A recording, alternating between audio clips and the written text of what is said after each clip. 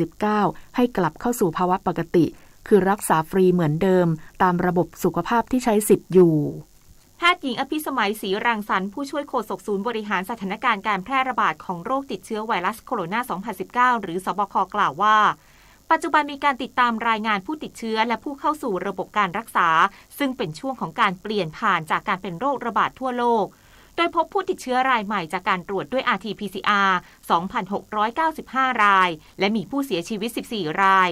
ทั้งนี้จำนวนผู้ป่วยยังเป็นไปตามคาดการณ์เนื่องจากได้มีการปลดล็อกมาตรการสวมหน้ากากอนามัยและให้เปิดบริการสถานบันเทิงใน 31 จังหวัดโดยมีผู้ติดเชื้อหรือผู้เข้ารักษาในระบบเพิ่มขึ้นแต่ศักยภาพบุคลากรทางการแพทย์สามารถรองรับได้โดยจะมีการทบทวนมาตรการที่ได้ประกาศไปแล้วซึ่งการปรับลดมาตรการต้องทำแบบค่อยเป็นค่อยไป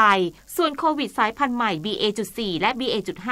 กรมวิทยาศาสตร์การแพทย์ได้มีการติดตามอย่างใกล้ชิดซึ่งยังไม่มีการปรับมาตรการเพื่อควบคุมดูแลและหากมีการปรับเปลี่ยนมาตรการจะมีการนำเสนอเข้าสู่ที่ประชุมสบคชุดใหญ่ในวันที่ 8 กรกฎาคมนี้กรมวิทย์และก็กระทรวงสาธารณสุขรวมทั้งสบคชุดเล็กนะคะก็จะมีการติดตามการกลายพันธุ์อย่างต่อเนื่องค่ะอย่างไรก็ตามในเบื้องต้นยังไม่มีการปรับมาตรการที่แตกต่างจากการสรุปของสบคชุดใหญ่ในช่วง2สัปดาห์ที่ผ่านมานะคะแล้วก็หากมีการปรับเปลี่ยนอย่างไรเนี่ยคงต้องมีการนำเสนอเข้าที่ประชุมสบคชุดใหญ่วันที่ 8 กรกฎาคมนี้ค่ะนายสาธิต ปิตุเตชะรัฐมนตรีช่วยว่าการกระทรวงสาธารณสุขกล่าวถึงกรณีที่ราชกิจจานุเบกษาประกาศเรื่องการยกเลิกกรณีที่มีเหตุสมควรเกี่ยวกับโรคโควิด -19 เพื่อรองรับการเป็นโรคประจำถิ่นพุทธศักราช 2565 ของสำนักงานหลักประกันสุขภาพแห่งชาติมีผลให้กระบวนการรักษาผู้ป่วยโควิด -19 จาก UZEP Plus รักษาที่ไหนก็ได้ให้กลับไปเป็นการรักษาตามสิทธิระบบสุขภาพของแต่ละบุคคลว่าเนื่องจากขณะนี้สถานการณ์แม้ผู้ป่วยติดเชื้อจะเพิ่มแต่อัตราป่วยหนักเสียชีวิตและการครองเตียงยังอยู่ในเกณฑ์ที่ระบบดูแลทางการแพทย์รองรับได้จึงปรับระบบรักษาโควิดให้กลับสู่ภาวะปกติคือรักษาฟรีเหมือนเดิมตามระบบสุขภาพที่แต่ละคนมีสิทธิ์อยู่ด้านนายแพทย์โอภาสการกวินพงศ์อธิบดีกรมควบคุมโรคกล่าวว่าขณะนี้สถานการณ์โรคโควิด -19 จำนวนผู้ติดเชื้อรายใหม่มีแนวโน้มเพิ่มสูงขึ้นในบางจังหวัดจำนวนผู้ป่วยหนักและผู้ป่วยที่ใส่เครื่องช่วยหายใจมีรายงานเพิ่มขึ้นเล็กน้อยแต่ผู้ที่ติดเชื้อรายใหม่มีอาการน้อยไม่รุนแรงปัจจุบันระบบสาธารณสุขมีการเตรียมความพร้อมสามารถรองรับได้ทั้งเตียงแพทย์ยาและเวชภัณฑ์ท่านนี้ขอประชาชนอย่าตื่นตระหนกขอให้คงการรักษาสุขภาพให้แข็งแรงและปฏิบัติตามมาตรการป้องกันการติดเชื้อด้วยการเว้นระยะห่างล้างมือบ่อยๆสวมหน้ากากอนามัยเมื่ออยู่ในสถานที่แออัดหากพบมีอาการสงสัยควรตรวจหาเชื้อและขอความร่วมมือให้มารับการฉีดวัคซีนกระตุ้นเข็มที่ 3 เป็นพื้นฐานและฉีดกระตุ้นต่อทุก 4 เดือนเพื่อยกระดับภูมิคุ้มกันโดยเน้นในกลุ่มเสี่ยง 608 ได้แก่ผู้สูงอายุ 60 ปีขึ้นไปผู้ป่วยโรคเรื้อรังและหญิงตั้งครรภ์รวมถึงผู้ที่ได้รับวัคซีนไม่ครบตามเกณฑ์และกลุ่มดังกล่าวขอให้หลีกเลี่ยงการร่วมกิจกรรมที่มีคนรวมกลุ่มจำนวนมากส่วนสถานประกอบการต่างๆยังขอให้คงปฏิบัติตามมาตรการโควิดฟรีเซตติ้งนฤมลอุดมพรรายงาน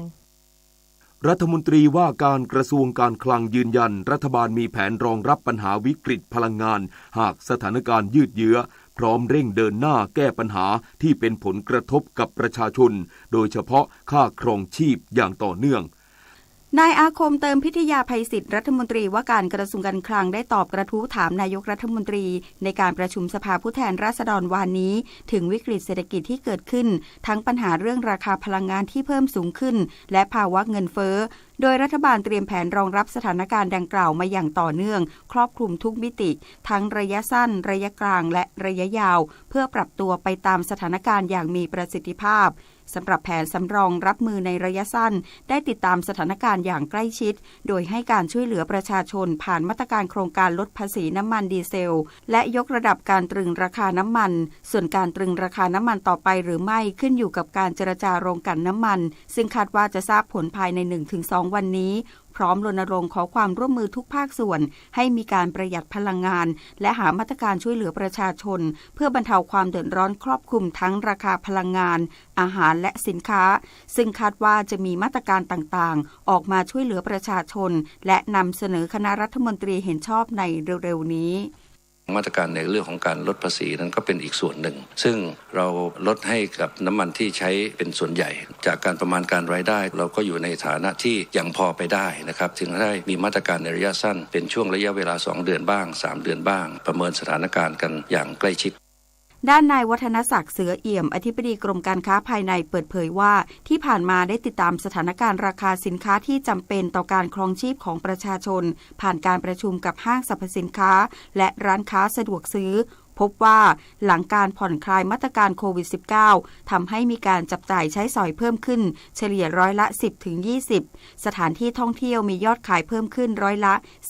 40-50 โดยราคาสินค้าอุปโภคบริโภคที่จำเป็นต่อการครองชีพทุกห้างยืนยันว่าจะไม่มีการปรับขึ้นราคาในช่วงนี้และยินดีให้ความร่วมมือกับกระทรวงพาณิชย์จัดโปรโมชั่นอย่างต่อเนื่องเพื่อช่วยลดภาระค่าครองชีพประชาชนนอกจากนี้ขอความร่วมมือตรึงอัตราค่าธรรมเนียมต่างๆราคาจำหน่ายปลีกและต้องไม่มีการเอาเปรียบผู้บริโภคโดยให้มีการปิดป้ายแสดงราคาอย่างชัดเจนทั้งนี้กรณีที่มีการฉวยโอกาสขึ้นราคาจะมีโทษจำคุกไม่เกิน7ปีปรับไม่เกิน 140,000 บาทหรือทั้งจำทั้งปรับกรณีไม่ปิดป้ายแสดงราคามีโทษปรับสูงสุด 10,000 บาทและหากพบเห็นพฤติกรรมดังกล่าวสามารถแจ้งได้ที่สายด่วนกรมการค้าภายใน1569หรือสำนักงานพาณิชย์จังหวัดทุกแห่งนพศรแก้วคำรายงานวันนี้มูลนิธิแพทย์อาสาสมเด็จพระศรีนครินทราบรมราชชนนีหรือพอสวจะออกให้บริการประชาชนในพื้นที่จังหวัดระนองที่หมู่10บ้านคอกช้างตำบลกระเปออำเภอกระเปอจึงขอเชิญชวนประชาชนในพื้นที่ดังกล่าวไปรับบริการโดยไม่เสียค่าใช้จ่ายใดๆต่อจากนี้ไปขอเชิญรับฟังไทยคู่ฟ้าค่ะรัฐบาลเดินหน้าฟื้นฟูการท่องเที่ยวพร้อมเชิญชวนผู้ประกอบการร่วมกับภาครัฐด้วยการออกแคมเปญจัดกิจกรรมทางการตลาดและโปรโมชั่นต่างๆสร้างแรงดึงดูดให้นักท่องเที่ยวตัดสินใจเดินทางมายังประเทศไทยเพิ่มมากขึ้นหลังการผ่อนคลายมาตรการโควิด -19 โดยรัฐบาลได้หารือกับผู้ประกอบการสายการบินและผู้บริหารท่าอากาศยานทุกแห่งเพื่อจัดเที่ยวบินตารางบินและบุคลากรเพิ่มรองรับผู้โดยสารขาเข้าจากเที่ยวบินระหว่างประเทศซึ่งสมาคมขนส่งทางอากาศระหว่างประเทศคาดการณ์ว่าจะมีผู้เดินทางมายังประเทศไทยในปี 2565 มากกว่า 10 ล้านคนหลังยกเลิกการลงทะเบียนเข้าราชอาณาจักรไทยในระบบ Thailand Pass สำหรับชาวต่างชาติในวันนี้ค่ะสื่อสารภารกิจรัฐบาลกับสำนักโฆษกสำนักเลขาธิการนายกรัฐมนตรีเราจะสืบสานรักษา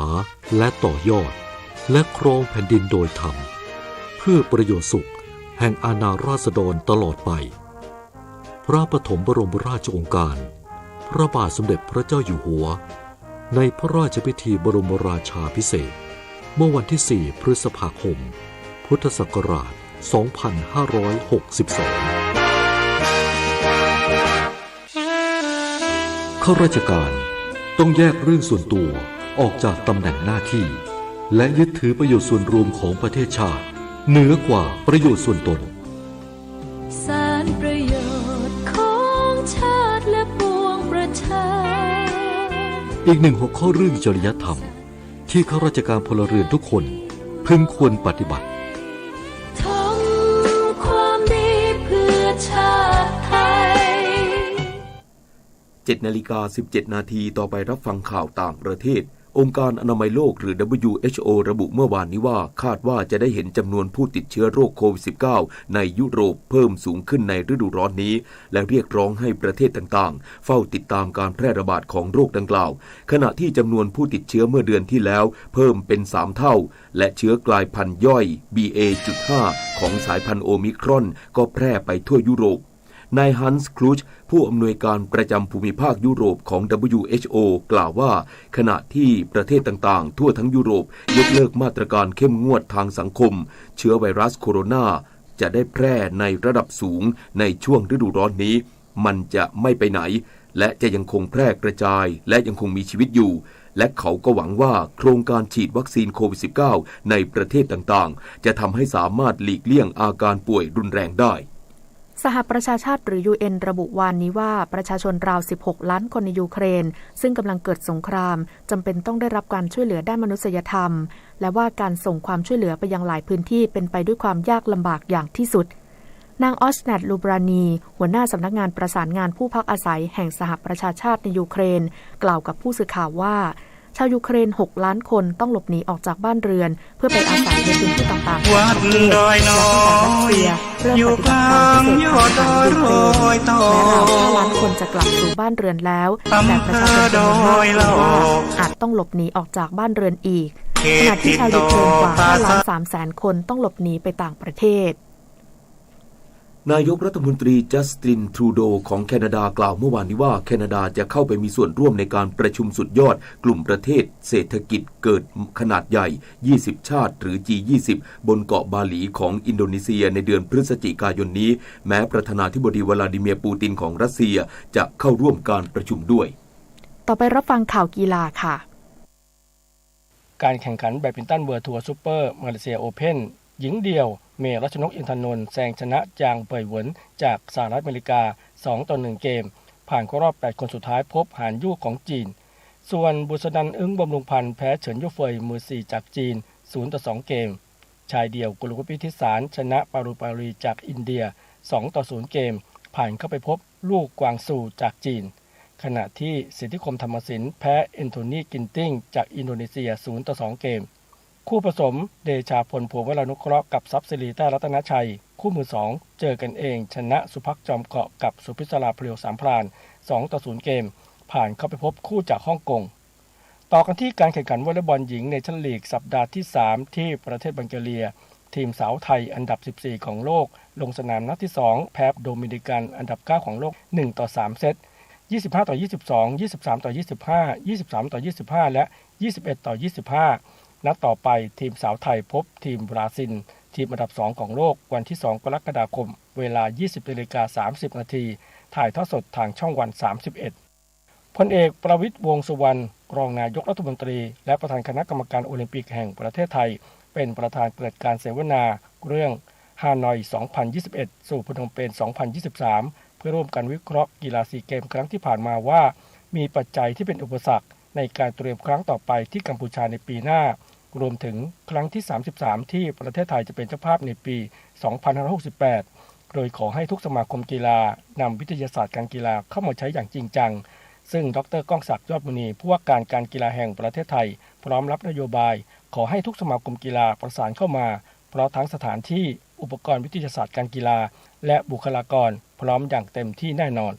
สมาคมกีฬาจักรยานแห่งประเทศไทยได้นักปั่นฝีมือดีทั้งระดับเยาวชนและประชาชนจากการแข่งขันจักรยานประเภทลู่ชิงแชมป์ประเทศไทยเป็นตัวแทนทีมชาติไปแข่งขันในรายการ UCI Junior Track World Championship วันที่ 23-27 สิงหาคมที่ประเทศอิสราเอลและ Track Asia Cup 2022 วันที่ 26-30 สิงหาคมที่เวโรโดมสนามกีฬาแห่งที่2โรงเรียนกีฬาจังหวัดสุพรรณบุรีส่วนการแข่งขันจักรยานประเภทลู่สนามที่2วันที่ 1-3 กรกฎาคมที่สนามวิโรโดมหัวหมากจะใช้คัดเลือกนักกีฬาที่มีผลงานโดดเด่นเป็นตัวแทนทีมชาติไทยเช่นกันปิดท้ายกันที่เทนนิสแกรนด์สแลมวิมเบิลดันที่กรุงลอนดอนราฟาเอลนาดาลมือ2จากสเปนชนะริคาร์ดัสเบรันกิสจากลิทัวเนีย3-1 เซตผ่านเข้ารอบ32คนสุดท้ายพบลอเรนโซโซนิโกจากอิตาลีส่วนหญิงเดี่ยวอิก้าสเวเทคมือ1ของโลกจากโปแลนด์ชนะเลสลี่แพตตินามาจากเนเธอร์แลนด์2-1 เซตเข้ารอบ3ไปพบกับอลิเซ่คอนเนตจากฝรั่งเศสพงษ์เกษมสมศุกร์รายงานต่อไปเป็นพยากรณ์อากาศประกาศกรมอุตุนิยมวิทยาเรื่องพายุโซนร้อนชบาฉบับที่6เมื่อเวลา 4 นาฬิกาของวันนี้พายุโซนร้อนชบามีศูนย์กลางอยู่ที่ลัติจูด 17.9 องศาเหนือลองจิจูด 114.2 องศาตะวันออกมีความเร็วลมสูงสุดใกล้ศูนย์กลางประมาณ90กิโลเมตรต่อชั่วโมง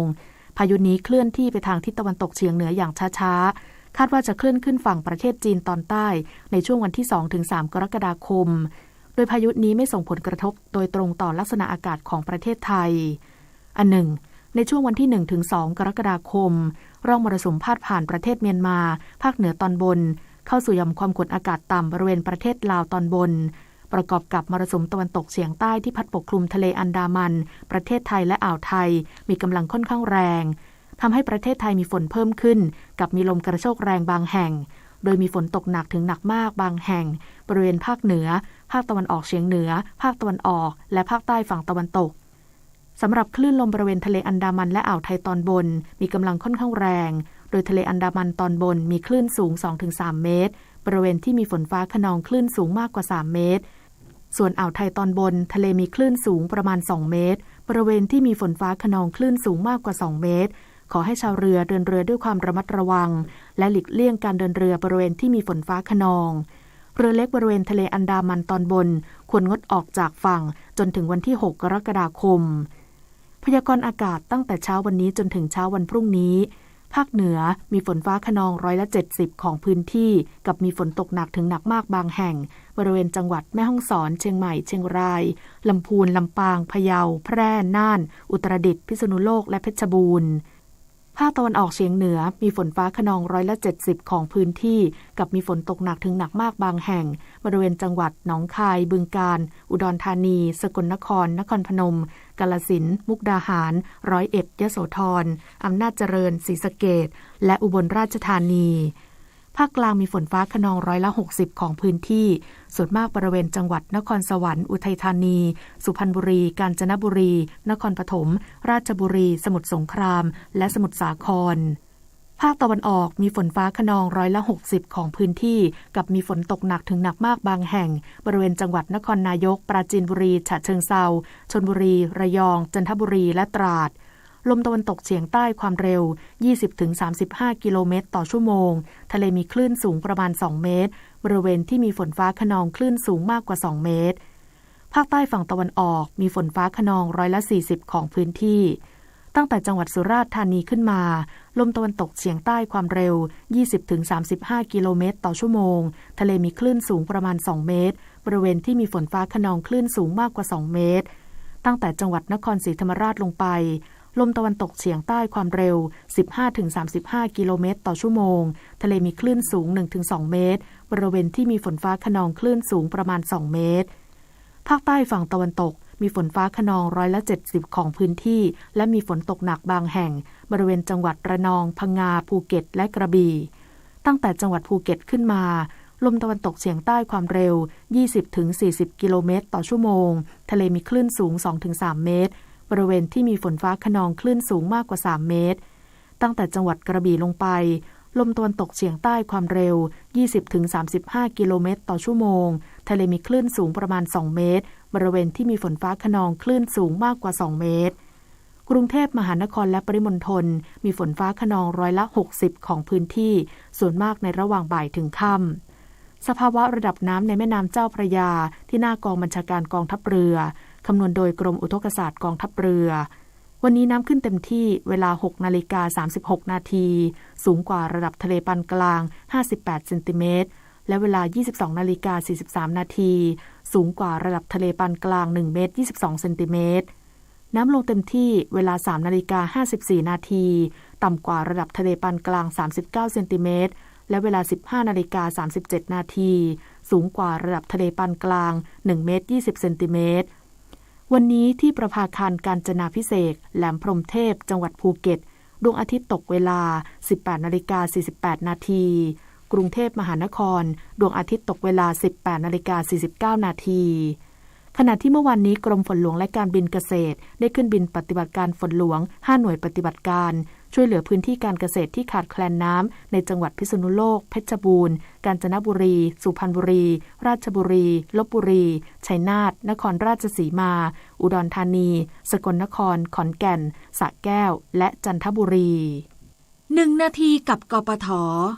สำหรับการชำระภาษีรถประจำปีมีช่องทางให้เลือกใช้บริการที่หลากหลายซึ่งช่องทางให้บริการรับชำระภาษีรถประจำปีที่สะดวกสบายที่สุดในขณะนี้คือช่องทางรับชำระภาษีรถผ่านทางระบบอิเล็กทรอนิกส์ทั้งที่เว็บไซต์กรมการขนส่งทางบก Homepage service.dlt.go.th หรือผ่านแอปพลิเคชัน DLT Vehicle Tech ที่อำนวยความสะดวกให้เจ้าของรถไม่ต้องเดินทางมาที่สำนักงานขนส่ง ทั้งยังสามารถดำเนินการชำระภาษีรถประจำปีล่วงหน้าได้ก่อนครบอายุภาษี90วันเพื่ออำนวยความสะดวกในการชำระภาษีรถประจำปีให้แก่ประชาชน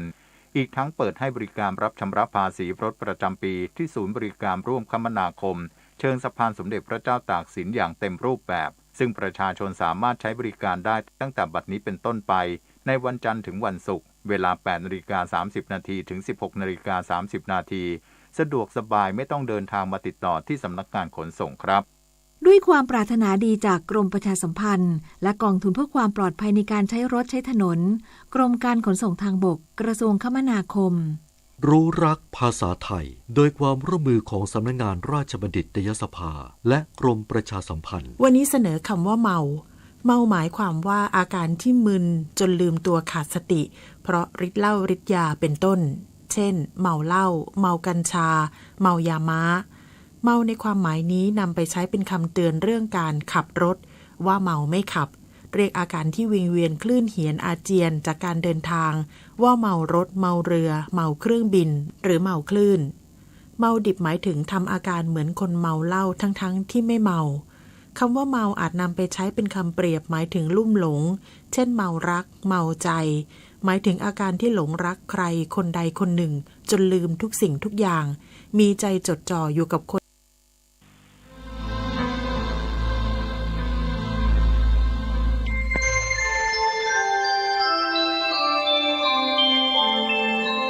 ขณะนี้ท่านกำลังฟัง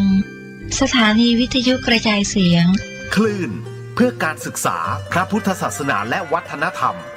ระบบ FM 104.5 เมกะเฮิรตซ์ออกอากาศณวัดฝายหินตำบลสุเทพอำเภอเมืองจังหวัดเชียงใหม่โทรศัพท์053 226 058